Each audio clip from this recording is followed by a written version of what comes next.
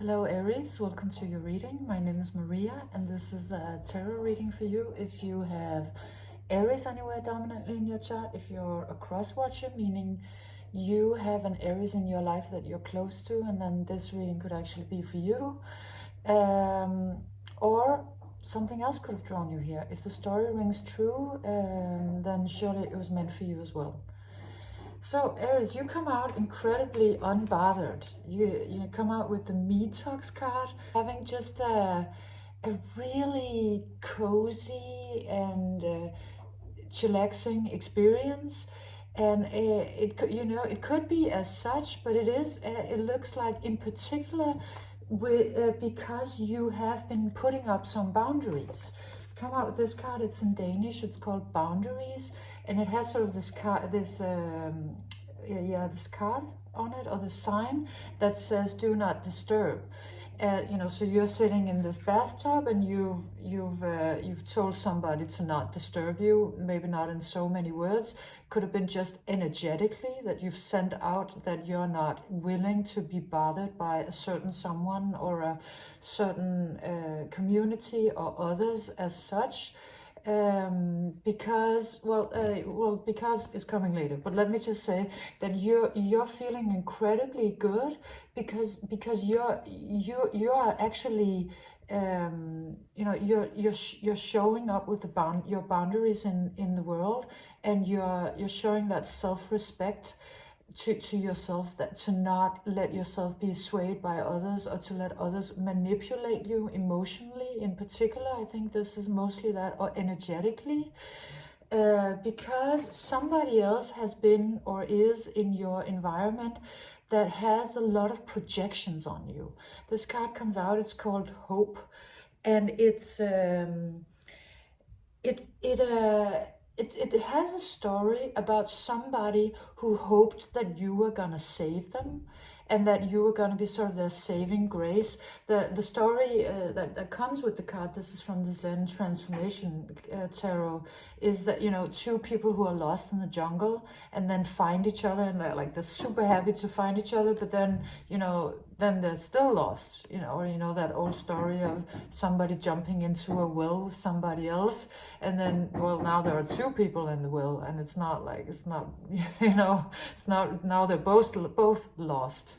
So they were hoping that you were gonna, go into the jungle and be lost with them because they have not found their own center in their own life and their own emotionality, or maybe their own emotional maturity. And so they were kind of hoping that you would save them, or that you would be their saving grace, or maybe they fell in love with you and they hoped that was going to sort of fix everything, and they were not going to be lost in their life at all if you would just say yes to that love that they were offering. So that's one way it comes out, but also it could have been an incredible amount of projections they came in with, like they saw you maybe halfway as a savior, but then there's always that flip the other side of the coin. If somebody has a lot of sort of overly idealizing projections on you, it's just a question typically of time before it flips to the other side, and they're like super disappointed in you, and they want you to or that they want you to know that you're not good enough at all. Or so it is a person that has either both of these energies or one of them, or we could actually be talking about two people where you just decided, yeah, you know what, I'm not participating in your projections and your drama or any of it, because I didn't say I was gonna save any of you, and I'm not here to do that. You have got to save yourself. Sorry about the banging. My neighbor is doing renovation. I hope this is gonna work out anyway. So you're not reacting. You're not going into the jungle or jumping into the well with them, just to sit in misery with them, because their lostness is really a deeper personal problem for them, and it's certainly not your problem. And you know that because you just put up a boundary about it, and you made it clear that you were not going to make it your problem, and that if they had projections about it, that you were supposed to do that, or that was what you were here for, that was what you were hoping for, you're closing that down very efficiently. And you're showing them that if they have issues, they need to come to awareness. They need to go on a journey, personal journey, and figure it out. Not that they don't need another person. Like, that's not going to save them. That's just going to be two people lost in the jungle. They need to go on a sort of a soul-searching quest, or to learn something about themselves, or they need to ask themselves some difficult questions, or they need to pull their projections back. They need awareness. They need to lift up their level of consciousness and not sit down in this bottom of the well and hope that you will fix everything, or that you somehow are their saving grace. So what you're instead doing is that you're showing them that what you are and what is possible when one does what you are doing. And what you're doing is that you're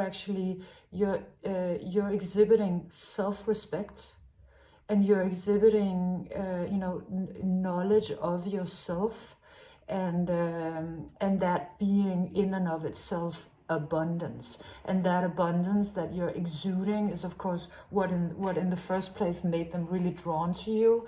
And maybe in a way they were kind of hoping they could get you down into the well, because they were not instantly able to sort of lift up to your level. So if they were going to have sort of a meeting with you, it would kind of require for them to jump into the well with you.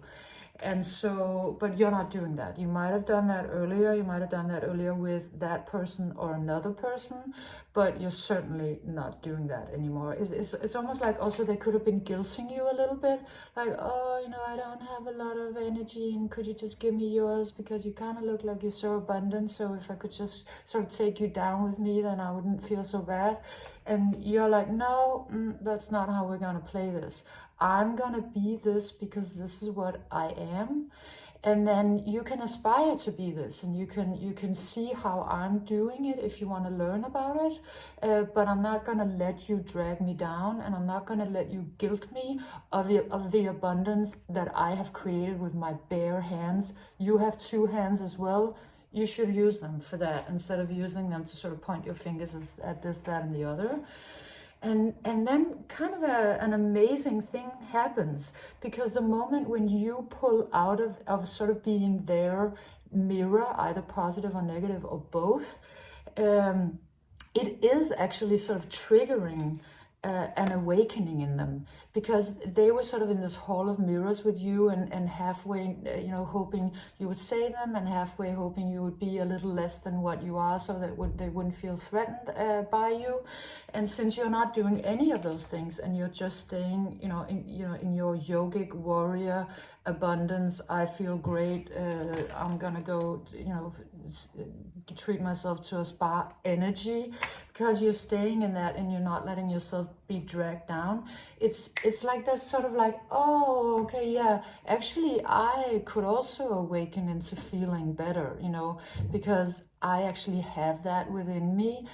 Maybe I shouldn't be sort of having, spending all my time having projections towards this other, when I could actually just lift my own energy. So it is like something energetically is happening, because you're refusing to accept their projection. And it's giving them an aha moment. They might be going through life like a whole, having a lot of projections on everybody, and everybody's sort of all the time reacting to it. So they're in this hall of mirror, but you're at the awareness level where you're like, no, I'm not your plaything projectionally, and I'm not playing that game with you. That is they're realizing, oh yeah, actually, I have my own energy and I can lift myself, and it is actually doing them an incredible favor. It looks like they're sort of awakening into their own power, and then they actually start to transmute. So it's really stunning, because had you jumped into the well with them, you would still sort of both be lost. If you had tried to save them in any way, that would have dragged you down. But for you to not do any of those things is actually, first of all, you feel great and you feel a lot of self-respect. But the most stunning thing is that, you know, as a side effect, it is actually provoking them to an immense growth and transmutation and ascension. Just by you staying strong in your boundaries and not apologizing for the abundance that you have created yourself from scratch. It's so stunning, Aries. You're such a powerhouse. So bravo, way to go. And thank you for being here. This was your reading. I hope you enjoyed it. If you did, please leave me a like and a subscription. There's usually not this much knocking or banging. This is kind of the first time, but you know, things happen. Anyway, subscribe, like, share, comment, and I'll see you next time. Bye.